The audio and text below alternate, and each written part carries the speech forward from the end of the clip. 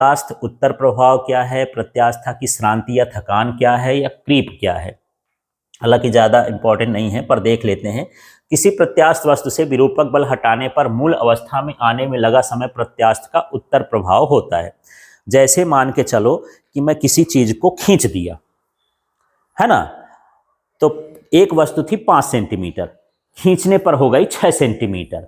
अब उसको फिर से 5 सेंटीमीटर बनने के लिए वो थोड़ा थोड़ा करके वापस आएगी, तो तुरंत तो वापस नहीं आएगी। उसको वापस आने में जितना समय लगेगा उसी को हम क्या बोलेंगे कि ये क्या कहलाए, प्रत्यास्थ उत्तर प्रभाव।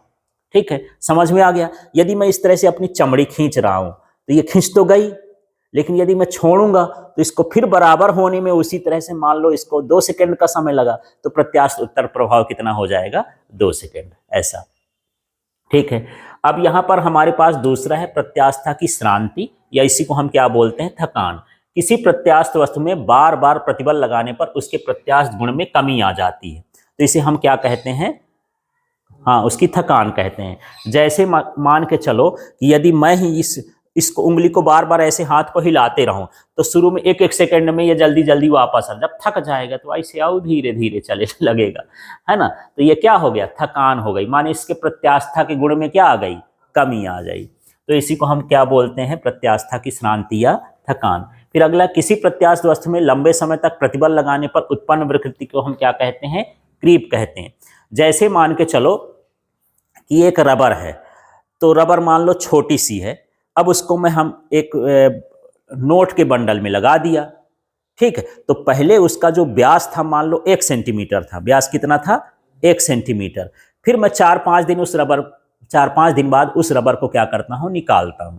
जब निकालता हूं तो वो अब 1 सेंटीमीटर नहीं, थोड़ा बढ़ के हो गई, घटी तो पर पूरा ना घटी। इसका मतलब ये हो गया कि वहां पर वो उसका जो प्रत्यास्था का प्रभाव है वो थोड़ा लंबा हो गया, विकृति उसमें उत्पन्न हो गई। तो इसी को हम क्या बोलते हैं कि इसमें क्या आ गया, क्रीप आ गया। तो किसी प्रत्यास्थ वस्तु में लंबे समय तक प्रतिबल लगाने पर उसमें जो विकृति होती है उसको हम क्या बोलते हैं, क्रीप। तो समझ में आ गया क्रीप क्या कहलाया। हाँ जी। अब क्रेन में चैन जंजीर को बदल बदल कर क्यों उपयोग किया जाता है, तो देखो जो क्रेनें होती हैं उसमें चैन लगी होती है ना, चैन को हिंदी में क्या बोलते हैं, जंजीर बोलते हैं। ठीक है, तो उसमें क्या हो जाता है कि जब हम उसमें कोई वस्तु को उठाते रहते हैं तो उनके प्रत्यास्था में क्या आ जाती है, कमी। तो हम बोले कि भाई अब ये खराब हो गया, इसको बदल देते हैं, फिर दूसरी चैन लगा देते हैं, इस तरह से, क्योंकि वो खिंच जाती है, खींचने के बाद फिर सिकुड़ने का गुण उसमें खत्म हो जाता है, तो फिर नई चैन लगाना पड़ता है। तो यही है कि हम बदलते क्यों हैं चैन को बार बार, क्योंकि उसके प्रत्यास्था में क्या आ जाती है, कमी। बस इतना ही समझना है, बाकी तो क्वेश्चन का मिला के लिखना है। ठीक, प्रत्यास्था के अनुप्रयोग लिखना है, तो जितने भी हम मशीनी उपकरण बनाते हैं, मशीन का उपयोग समझते हैं कि मशीन कितना काम करेगी, तो कितना मजबूत होना चाहिए। अब जैसे मान लो मुझे आटा चक्की बनाना है, तो आटा चक्की बनाने के लिए मैं एल्युमिनियम का उसका पूरा डिजाइन कर दूं तो इतना लोड रहेगा कि एल्युमिनियम मुड़ जाएगा।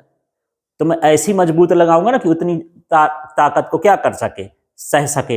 अब यहाँ पर ये एक स्टैंड लगा है जो कैप्चर कर रहा मुझे, ये स्टैंड का है एल्युमिनियम का है, क्योंकि इसमें वजन कम है तो इसके हिसाब से मैं इसको कम करा हूँ।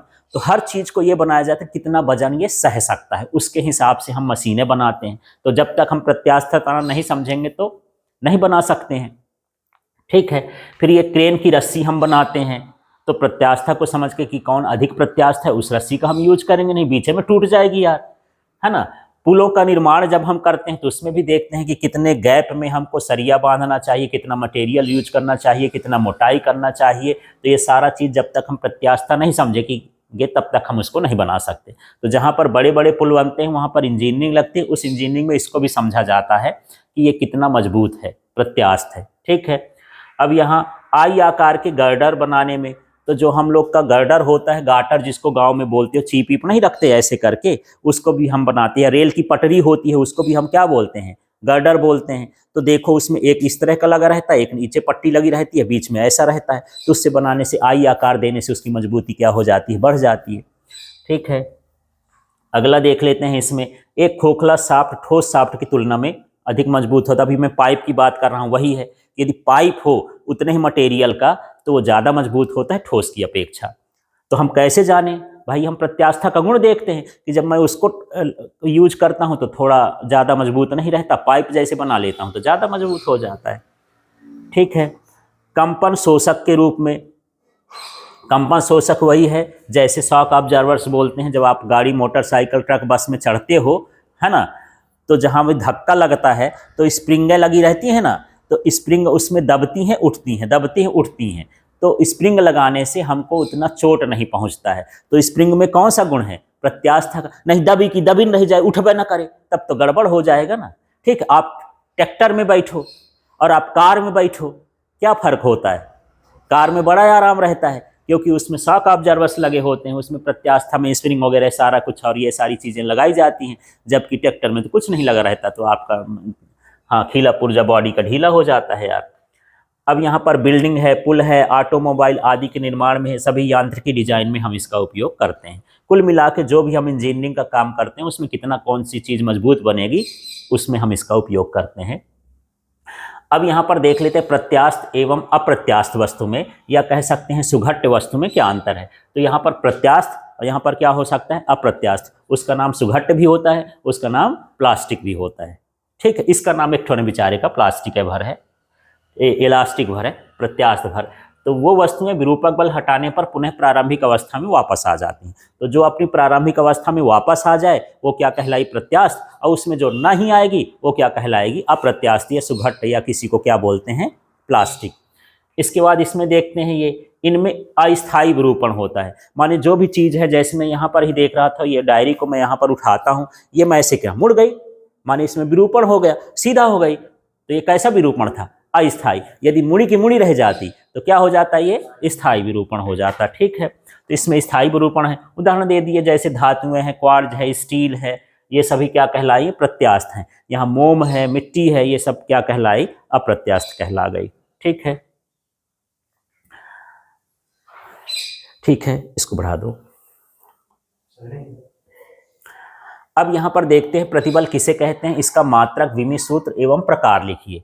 इसको देख लेते हैं। प्रतिबल तो यह प्रत्यास्थ वस्तु के एकांक क्षेत्रफल पर लगने वाला प्रत्यानयन बल क्या कहलाता है? प्रतिबल। इसको भी बोल सकते हो, इस सूत्र से परिभाषा बना सकते हो। यही है प्रत्यास्थ वस्तु के एकांक क्षेत्रफल पर, ये बटे को एकांक बोलते हैं।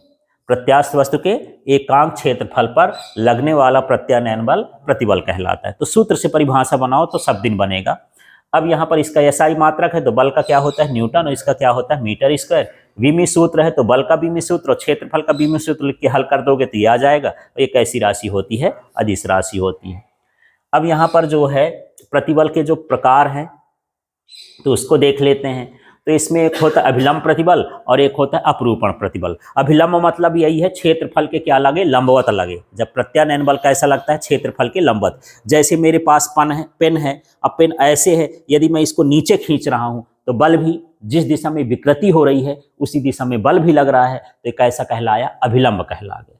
ठीक है, और उसमें क्या होता है कि यदि विकृति और बल जब समांतर ना हो, माने कहना चाहिए जैसे मान के चलो किसी कॉपी को ऐसा दबाते हो ना, है ना, ऐसा दबाते हो तो वो क्षेत्रफल के क्या होता है? समांतर। अभिलंब वाले में क्या होता है? क्षेत्रफल के लंबवत होता है। क्षेत्रफल भी उधर ही और प्रतिबल भी उधर ही। तो इस तरह से दो प्रतिबल होते हैं, एक होता है अपरूपण और एक होगा अभिलंब। तो ये क्षेत्रफल पर कैसा होगा? समांतर। स्पर्शी भी लिख सकते हो, ये क्या होगा? समांतर। और ये क्षेत्रफल के कैसा होगा? लंबवत होगा। ठीक है, इसके बाद यहाँ पर देख लें, एक तार की लंबाई को काटकर आधी कर दी जाती है, दिए गए भार अंतर्गत लंबाई में वृद्धि का क्या प्रभाव पड़ेगा? तो यदि हम उसकी लंबाई आधा काट देंगे तो उसकी लंबाई भी क्या हो जाएगी? आधी हो जाएगी। ठीक है, यहाँ पर इस तरह से। तो या आपको ये सारा कुछ लिखने की जरूरत नहीं, सीधे लिख देना लंबाई आधी हो जाएगी, क्योंकि जो विकृति होती है लंबाई के समानुपाती होती है। जितनी ज़्यादा लंबाई होगी विकृति भी उतनी क्या होगी? ज़्यादा हो जाएगी। ठीक है, यदि हम लंबाई 3 गुना ले लेते हैं तो विकृति भी कितना हो जाएगी? 3 गुना।